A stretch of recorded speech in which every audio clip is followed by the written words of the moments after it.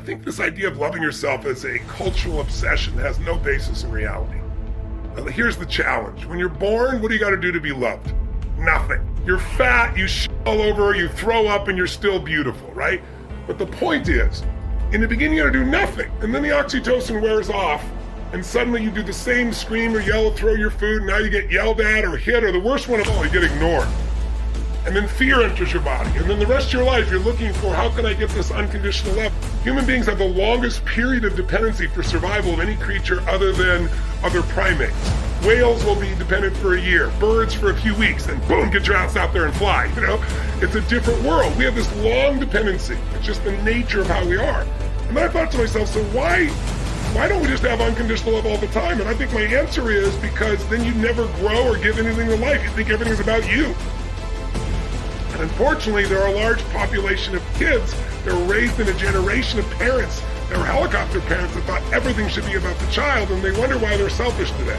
Or why they, don't seem to have great relationships where you got to be with somebody else, you got to put somebody else ahead of you. That's what love is. Love is putting somebody else ahead of yourself. Loving yourself usually comes for most human beings by starting to have a value and just appreciating people, not because of what they do, not because of what they have, just because you feel their essence. And it's easier to do that with somebody you love than it's with yourself, but when you start to with somebody else and you're not judging, you're truly loving them, then it's much more natural because you're already doing the loving. You're not getting it from somewhere else. Someone may say something, look you a certain way as a trigger, but all love is self-love. This bullshit, I don't love myself. If you've ever been someone who felt loved, you loved yourself. They didn't love you. They said something, they did something with their eyes, and you used that as a trigger to release love inside of you. But loving yourself every moment, all the time, is not the secret to success. Having appreciation for yourself is different than constantly loving. Now, in the Bible, it says, love thy neighbor as thyself. So I think it's a worthy goal and it's useful, but most people are obsessed with it. And I think, get on about living a life that's meaningful and you'll love yourself. As long as you focus on you, you're not going to love you. Because the human brain is always looking for what's wrong, what to protect, what needs to be changed. It's a survival instinct. And so it's looking for things to fight or flight or try to freeze or pretend you're not there about yourself. But when you're in a bit of service, when you're trying to serve something more than yourself, that's when the higher part of your consciousness is there. That's when your heart is flowing. And when you're doing that, you're not thinking about you, and therefore you feel love. And I can tell you my own experience, no one else will have to earn love with me, but my strategy has been I got to earn my own love. I'd say it's appreciating yourself. It's loving the people around you. And the more you can unconditionally love others, the more you'll unconditionally love yourself. But trying to start with yourself when you're not doing with others, forget it, it'll never happen. I think the more you find unconditional love for others, the easier it is to find in yourself. And I think the focus is serving and loving, and that's what will get you to the point where you start doing it. But if you want to speed it up, stack all the good you've done, you'll feel great about yourself. All those reactions are natural human reactions from ego. Because it's all about you, me, what I'm not getting, what I'm not doing, and that's why you're in pain. And so I'm not telling you like I haven't done this, but I've done it too in the past. It's an old pattern I don't really do anymore, and it used to affect me. Now, not a dominant one, I wouldn't have become who I become.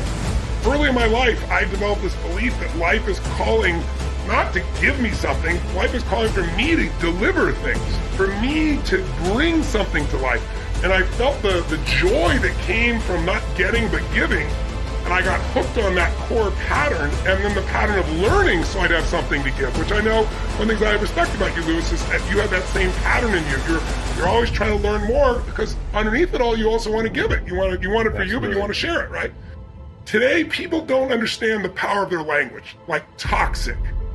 We live in a culture now where people, you're evil or you're like me. The whole world, everybody else is immoral unless they do what you do, think what you think, experience what you think. We have this whole thing that words are evil, words are action, it's bullshit. And all it does is make you incredibly weak as a human being, and you're more than that. We all are more than that. There's so many kids that have been raised to be safe and secure every moment. Anything that's insecure or unsafe, they don't want to be a part of, including language. And what it does is make you incredibly weak and fearful. And that's why there's so many people that are angry all the time. They're angry because they're not growing. So don't get me wrong. I know some people are not a good influence. I'm not denying that. I'm just saying you're more than somebody's influence, unless you obsess about it every moment and make them wrong so you can make yourself feel superior morally, psychologically, or spiritually. That's bullshit. Stop the pattern. We've all done it. Catch yourself. Because if you want joy, happiness, and freedom and an extraordinary life, it will not come from blame. Never. There's no pride that comes from blame. I don't mean fake pride where you make shit up to feel good. I'm talking about real pride. Pride is something you earn. Like people tell me, oh, I have no self-esteem because my parents used to say this or they'd say that. I'd say that's such bullshit. I said it's bullshit, that's why you don't have self-esteem. Self-esteem does not come from what people say about you. Self-esteem comes from what you experience about yourself. See, someone can tell you your whole life you're a piece of crap, and a part of you goes, you're full of it, I'm gonna show you. Lots of people have done that. They never bought it. Or someone can tell you you're beautiful your whole life, you go, I'm not really beautiful. So what people tell you doesn't matter at all. It's what you stack. It's what you assemble. It's what you create. It's the habit of what you put in your head. And today I don't blame you because we got a whole culture that's always blaming somebody else for something in their life. But blame is not a strategy for pride. That's why you listen to these blaming people. They're all angry all the time. Listen, if I wanted to blame, I grew up in a pretty rough environment. My mom was a beautiful soul, but when she drank alcohol and she mixed it with prescription drugs, it was a different creature, and it was a violent creature. And I have a younger brother 5 years younger and a younger sister 7 years younger. And my mom would get nuts, and I didn't want them to get hurt. So I was 5'1" in high school. She'd grab me by the hair and smash me against the wall till I bled. Your biography is not your destiny. And it doesn't matter what you've been through. What you decide now is what's going to control your life. I said, look where I am right now. Because I wouldn't assemble the story that my past equals my future. The past only equals your future if you live there. If you're using a rear view mirror to guide yourself, you're gonna crash. So what you've been through is horrific. What you've been through is unjust. I'm on your side. But if you hang on to it, you have no future and you have no one to blame but yourself. But when you have no reference and all you do is go online, you talk to other people, making everybody else toxic and I'm like this and they didn't do that, then you get to have this shitty life just like those other people. Why are they online so much? Because they don't have a life. Right? Don't be one of those. Free yourself from the chains of your past. I'm not saying your past doesn't matter, but listen, you've been hypnotized by a culture of weakness. There are people that you don't want to hang out with that will not serve you. But then move on. Don't sit there and talk about it constantly. Don't waste your time. If someone can get your goat, if someone can piss you off, if someone can make you feel less than, that's God coming to you saying, grow. You need some spiritual growth. There's got to be some change in your perception, your belief, your emotions, your spiritual look of life. So that can't happen anymore. It's like your growth is the only limit to your happiness. If you're not happy, you're not growing in some area. And usually it's a place where you're blaming, you're pointing the finger, but you can't control that. You can't make it not happen. What you have to do is become stronger than any of it so you're free. Freedom comes from growth. Freedom does not come from control. Because control is an illusion. You can't control everybody. No matter how hard you try, you can't control what they think or feel. And not everybody's going to be fair and just. And you're not in the place of being overweight because you lost your job. So stop the bullshit. Blame. Blame is not a strategy for a meaningful life. Blame is not a strategy for greatness. So you got to resolve that, number one. I think it's smart to focus on one thing primarily. It's good to focus on multiple things. It depends on your personality. Whichever thing you're most desirous of changing, whatever thing is giving you the most pain. And to me, the way to attack that, if you're not sure which areas to start with the body. If you change the body, you'll change the emotions. If you change the emotions, you'll change your decisions, you'll change the quality of your life. Because the quality of your life is your emotions. It's not what you get. You can have $1 billion and commit suicide. People have done it, right? You can have beautiful relationships and commit suicide. You can have people loving you and be sad all the time.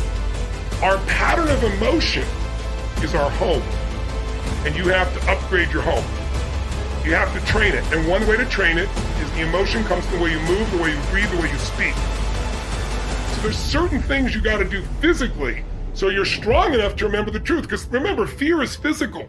You're strong enough, you push through in spite of the fear, right? And courage feels different in the body. So when you go lift, or you go for a sprint, or a strong run, or you jump in that freezing water, when you push your mind to go beyond what's comfortable, you feel a strength inside you, and that strength will help you to change your body, your emotions, your relationships, whatever. But then the other thing I'm gonna say is model someone who's successful. Don't just do this by trial and error. Like, find somebody who has what you want and figure out what are they doing different than you in their relationship. They're not lucky. They're doing things differently. And so instead of learning by trial and error, which can take decades you may never learn, find someone who's got what you want, study what they do, every aspect of it, and then add yourself to it. And that's the pathway to speed of transformation. So maybe it's time for you to think for yourself and model what works instead of just what you're told. That's something to consider for yourself.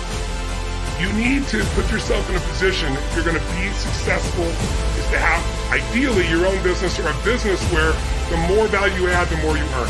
You can work for someone else and do that. If you have stock options, you can do that. If you've got bonuses, if you really want an extraordinary life, if you're going to grow, you need to make whatever business you're part of, even if you work for somebody else, you got to think like an owner.